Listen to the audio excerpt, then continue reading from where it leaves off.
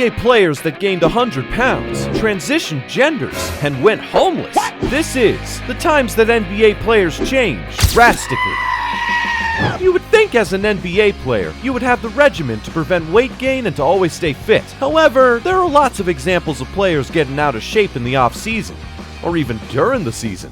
Even though the Rockets are pretty trash right now. A couple of years ago, under James Harden's leadership, they made the conference finals in 2018 and had made the playoffs for 8 consecutive years. But they never won, and James Harden was getting fed up after they lost 4-1 to the Lakers in the Western Conference semifinals. So in the offseason, the beard came back, a little corpulent, and he got cooked on social media. But the question came up, did he do it on purpose to get traded? Or even, was it a fat suit and he didn't actually gain weight? Well, either way, it worked. He was traded from the Rockets to the Nets for an arm and a leg, and he drastically lost weight. No more plump James. Harden not only has an appetite for food, but also has an appetite for adult entertainment. A Redditor by the name of Angry Centrist conducted a study on James Harden's basketball performance and whether it correlated or not with how good the strip clubs in the city were. Hilariously, Harden's game performance declines in cities with higher rated strip clubs. You could say that James has an affinity for life's finer things. Luka Doncic also seems to enjoy culinary cuisine, and he has been getting flack from everyone. Even the Dallas Mavericks owner, Mark Cuban. Supposedly, Luka has gained over 40 pounds. Cuban said, "I think he was humbled a little bit. I think he didn't like being called out for his weight and other things, and it finally clicked that there's a level of discipline that's required." Many people think that to take Luka's game to the next level, he needs to come in conditioned next year and learn how to maintain his weight. It seems like every offseason he comes in out of shape. Shaq also had a problem with gaining weight over his career. As a rookie, he was a lean, mean 294 pounds at 7'1". He looked athletic and never had any cardio issues. As he aged, he started to put on the pounds, reportedly gaining over 70 pounds. His teams had to start slowing down the offense to wait for him to get to the other end of the court. He was still a force to be reckoned with, but he really let himself go. What caused this weight gain? After a couple of years of playing, Shaq felt like he was too small to compete. He saw some other centers bullying on the court, and he wanted to beat them. Shaq asked his chef to start turning up the calories on his meals, and sure enough, he gained weight. And it worked, briefly. He was dominating in the post, but it had consequences, and they were devastating. Shaq started getting injured more, having to ice his feet in a concoction of milk after games because of a painkiller he used during the game to prevent his feet from hurting. NBA players are thought of as some of the healthiest human beings out there, but that doesn't make them immune to gaining weight. It also doesn't make them immune to grief. Kawhi Leonard experienced some of the worst grief of any NBA player, and it changed him. Kawhi was gearing up for his high school basketball game that was to take place in LA. His mom was driving, and he was in the back seat with his annoying sister when he received a life-changing phone call. Mark Leonard, Kawhi's father, owned a car wash in Compton. He was on his way out from a busy workday because he didn't want to miss his son's basketball game. He never missed any of his games. As he was leaving, a car pulled up and asked for one last car wash. Mark obliged. But shortly after, the driver reached for something in his glove box and opened fire on him. Why did a random guy open fire on Kawhi's dad? There are a couple of theories, but the case is still open. Maybe they were trying to rob Mark. Another theory is that the driver had asked Mark earlier to help with the dispute, but he had refused, and this was revenge. Kawhi answered the phone and heard the news, but he wasn't going to sit out his basketball game. He wanted to use it to fuel his fire, and it did. He scored 17 of the Riverside King High School's 60 points. As he was walking through the arena hallway, he fell into his mother's arms and broke down and sobbed. A setback like this was not going to stop Kawhi. He was going to try even harder to make his dad in the sky proud. He went on that year to win California Mr. Basketball and to average over 22 points. Then, he received a scholarship to San Diego State University and then went on to be the 15th pick in the 2011 NBA Draft. In 2013, he would win his first NBA Finals with the Spurs and became Finals MVP. He won a second championship and Finals MVP with the 2019 Raptors, who beat the two-time defending champion Warriors. In that playoff run, Kawhi would make the first Game 7 buzzer beater of all time to beat the 76ers. It was a miraculous playoff run.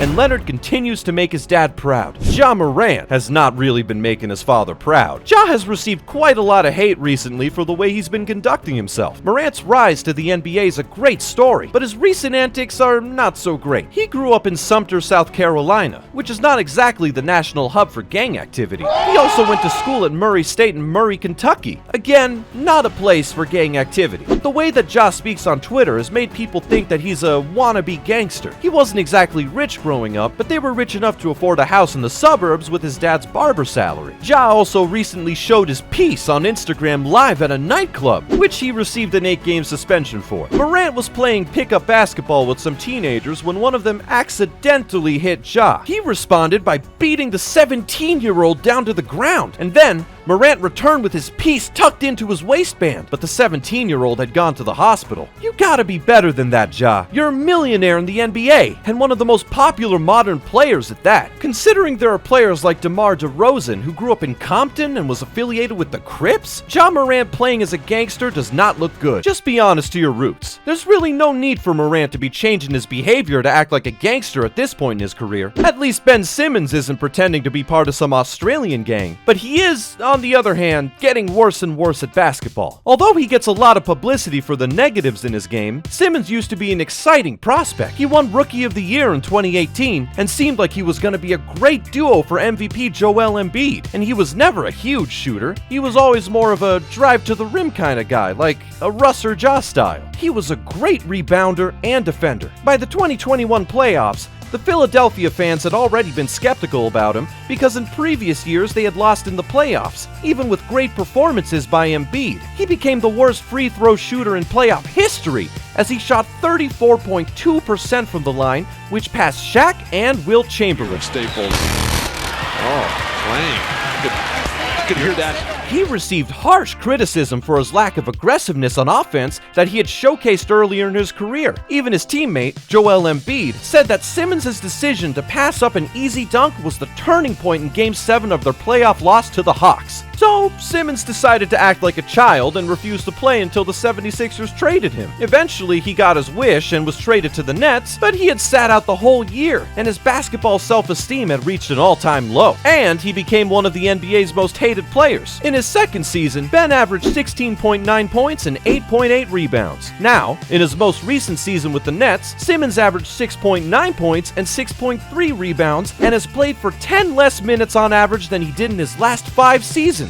Talk about a fall-off. Maybe the Philly fans were right about him. Maybe he should change his name like Ron Artest did, because that definitely erased his legacy, right? Ron Artest, who many know as the most violent player in NBA history because he punched players and teammates, was one of the biggest aggressors in Malice at the Palace. He drank Hennessy in the Bulls locker room at halftime, destroyed a TV camera at Madison Square Garden, and was arrested for domestic violence and went to jail for 20 days. So when the media announced that Artest had decided to change his name to Meta World Peace, everyone was very confused. An extremely violent player is now called World Peace? What? How backwards is that? When asked why Artest decided to change his name, he said that changing my name was meant to inspire and bring youth together all around the world, and that it took many years of research and soul-searching to find a first name that was both personally meaningful and inspirational. Meta, I've been asking a bunch of players whether they call you Meta World Peace or Ron Artest now, and all the rookies say Meta, and all the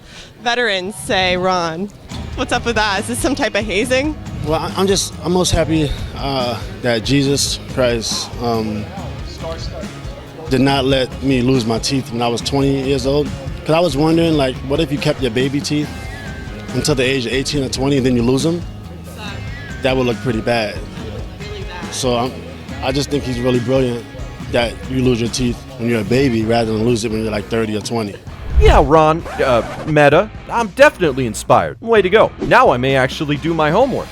Probably not. I'm gonna go subscribe to Time Out instead.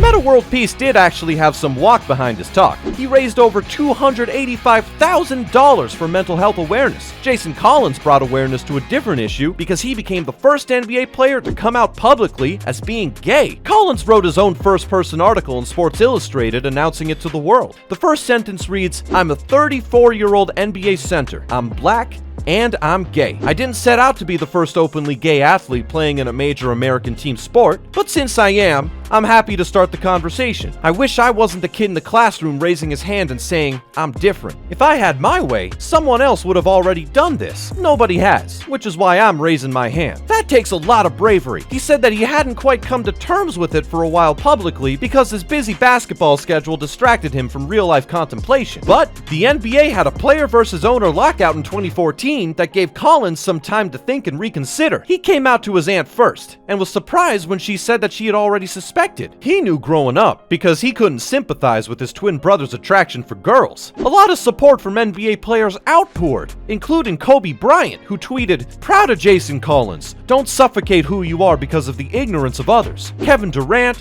Jason Kidd, Steve Nash, and many other players also expressed their support. He did receive some backlash, like from NFL player Mike Wallace, who said, "All these beautiful women in the world, and guys want to mess with other guys." And NBA analyst Chris Broussard, who said that living openly as a homosexual was a sin, and that doing so was walking in open rebellion to God. The positive sentiments outweighed the negatives, and overall, Collins' change from staying in the closet to coming out was an advancement toward future players coming out. Another player was brave in a different way. Dennis Rodman was known for his peculiar antics, from dyeing his hair all colors of the rainbow, taking a trip to North Korea, and calling into a radio station while getting oral. He has an affinity for the unusual. But one day, he decided he really wanted to change himself. He was gonna get married to himself. We really didn't know how big it was gonna be till we started going down Fifth Avenue with all the police. It was bedlam. It was literally like Princess Diana or something's getting married. I kept saying to myself, did I take this too far? I figured it'd be a few hundred people. It was thousands of people. Basketball star Dennis Rodman had announced he'd get married, but he showed up as the bride. You know, I've always thought that the most beautiful thing about a bride is the nose rings. I think that's a very attractive look. That dress to some people may have been the dumbest thing ever, but when he put that dress on, the entire world, even in Tibet, knew who Dennis Rodman was. That jump started my whole second coming of Dennis Rodman. That was the beginning of the rock star Dennis Rodman. I mean, publicity stunt or not, Rodman may have been the player who changed the most throughout the years. He came into the NBA just a normal, stringy-looking player and turned into one of the most famous and eccentric players of all time. Honestly, maybe we need some more antics like that in today's NBA. He spiced things up. That particular bride stunt was meant to advertise his upcoming book, and it worked. Fans said that Dennis Rodman was living in 2020 in 1996. Laisha Clarendon is definitely living in 2023 because he transitioned genders. Laisha Clarendon, who used to be a woman, went through top surgery that removed the breast tissue on his body. Laisha became the first professional basketball player to come out as transgender. Clarendon was a WNBA All-Star in 2017, so they're not just an activist off the court, but they also show up on the court. Currently, they play for the Los Angeles Sparks in the WNBA. Clarendon, when they came out as transgender, said, "I was willing to stare down something I've done my whole life, something that's been my livelihood and my career, and say, if this league doesn't accept all of me, then it's just not for me anymore." You know what I can't accept? That no one in this clip recognized Shaq as their undercover Lyft driver, or that an NBA player would give away a free car to a fan in need. If you want to see more of NBA players surprising fans, click here.